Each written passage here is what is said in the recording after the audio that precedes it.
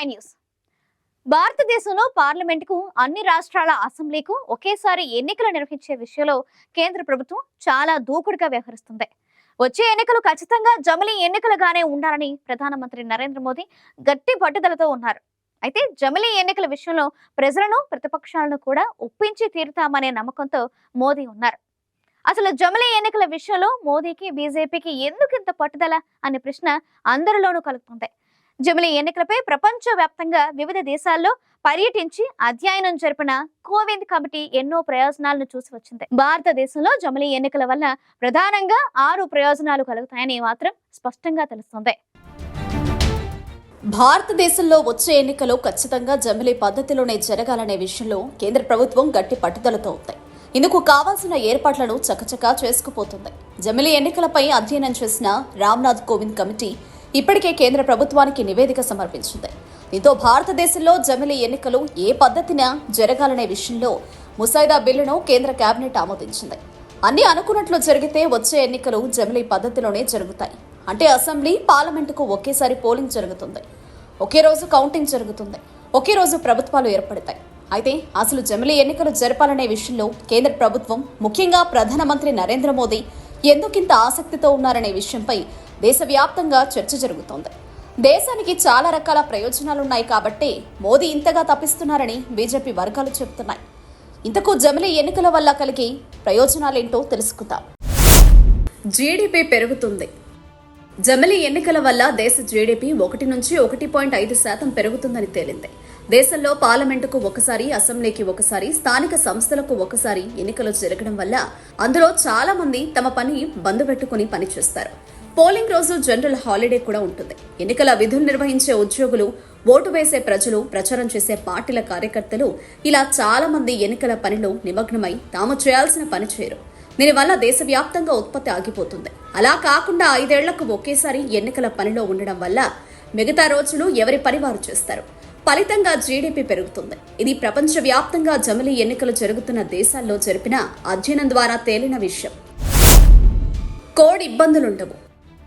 ఎన్నికలు జరిగే సమయంలో ఎన్నికల సంఘం కోడ్ విధిస్తుంది. అంటే ఎన్నికల షెడ్యూల్ ప్రకటించిన నాటి నుంచి ఫలితాలు వచ్చే వరకు ఎలాంటి అభివృద్ధి కార్యక్రమాలు జరగవు, కొత్త కార్యక్రమాలు ప్రారంభించవద్దు. ప్రధానమంత్రి, ముఖ్యమంత్రి సహా మంత్రులు కూడా ఎవరూ అధికారిక కార్యక్రమాల్లో పాల్గొనడానికి వీలుండదు. ఒక మాటలో చెప్పాలంటే ప్రభుత్వమే స్తంభిస్తుంది. ఫలితంగా ఎన్నో పనులు ఆగిపోతాయి. చాలాసార్లు ఎన్నికలు రావడం వల్ల విలువైన సమయం కోడ్ కిందనే పోతుంది. అదే జమిలీ ఎన్నికలు పెడితే దేశవ్యాప్తంగా 5 ఏళ్లకోసారి కేవలం ఒక్కసారి కోడ్ విధిస్తే సరిపోతుంది. మిగతా సమయం ప్రభుత్వ పనులు సజావుగా చేసుకోవడానికి వీలు కలుగుతుంది. ఉద్యోగుల వినియోగం తగ్గుతుంది. ఎన్నికలు వచ్చాయంటే ప్రభుత్వ ఉద్యోగులు, ఉపాధ్యాయులు ఎన్నికల విధుల్లోనే ఉంటారు. పార్లమెంటు ఎన్నికలకు 1.5 కోటి మంది ఉద్యోగులు అవసరం పడ్డారు. వారి శిక్షణ నుంచి మొదలుకొని బ్యాలెట్ బాక్సులు తీసుకుపోవడం, బ్యాలెట్ బాక్సులు తీసుకురావడం, పోలింగ్ ముందు రోజు వెళ్లడం, మరుసటి రోజు రావడం, మధ్యలో ఓటరు జాబితా రూపొందించడం, రీపోలింగ్ జరిగితే ఆ పనులు, కౌంటింగ్ పనులు ఇవన్నీ చేయడం ఉద్యోగుల బాధ్యతే. ఎన్నికల విధులు నిర్వహించే ఉద్యోగులు తమ అసలు పని చేయడం కుదరదు. చాలాసార్లు ఎన్నికలు రావడం వల్ల చాలా రోజులు ఉద్యోగులు తమ పని కాకుండా ఎన్నికల పనులు చేయాల్సి ఉంటుంది. ఒకేసారి ఎన్నికలు రావడం వల్ల ఉద్యోగులు 5 ఏళ్లలో ఒకసారి మాత్రమే ఎన్నికల పనులు చేస్తే సరిపోతుంది.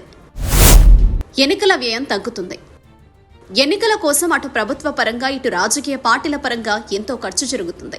2024 పార్లమెంటు ఎన్నికల నిర్వహణకు 3,800 కోట్ల రూపాయల వ్యయమైందని అంచనా. అవే కాకుండా అన్ని రాష్ట్రాల అసెంబ్లీ ఎన్నికలకు మళ్లీ అదనపు ఖర్చు అవుతుంది. అలా కాకుండా ఒకేసారి ఎన్నికలు జరిగితే ఒక్కసారి ఖర్చు పెడితే సరిపోతుంది. కేవలం ప్రభుత్వమే కాకుండా రాజకీయ పార్టీలు కూడా వేల కోట్లు ఖర్చు పెడతాయి. ఒకేసారి ఎన్నికలు నిర్వహించడం వల్ల రాజకీయ పార్టీలకు కూడా మళ్లీ డబ్బులు ఖర్చు పెట్టాల్సిన అవసరం ఉండదు. ఒకే ఓటరు జాబితా. ప్రస్తుతం దేశంలో పార్లమెంటు ఎన్నికలకు ఒక ఓటరు జాబితా, అసెంబ్లీ ఎన్నికలకు ఒక జాబితా, స్థానిక సంస్థల ఎన్నికలకు మరో జాబితా తయారు చేస్తున్నారు. ఒక జాబితాలో ఉన్న పేర్లు మరో జాబితాలో లేకపోవడం వల్ల అనేకసార్లు ఘర్షణలు జరిగాయి. ఓటరు ప్రతిసారి తన పేరు ఉందో లేదో చెక్ చేసుకోవాల్సిన పరిస్థితి వస్తుంది. జమిలీ ఎన్నికల వల్ల దేశవ్యాప్తంగా ఒకే ఓటరు లిస్టు తయారవుతుంది. గందరగోళానికి ఆస్కారం ఉండదు. ఓటరు ఒకేసారి ఓటు వేస్తే సరిపోతుంది. ఓటింగ్ శాతం పెరుగుతుంది. దేశంలో తరచూ ఎన్నికలు రావడం వల్ల ఓటర్లకు కూడా ఆసక్తి తగ్గుతుంది. స్థానిక సంస్థల ఎన్నికల్లో పోలింగ్ బాగా నమోదవుతుంది. అదే అసెంబ్లీకి వచ్చే నాటికి తగ్గుతుంది. పార్లమెంటు ఎన్నికల నాటికి మరింత పడిపోతుంది. దేశంలో దాదాపు 35% మంది ఓటింగ్ కు దూరంగానే ఉంటున్నారు.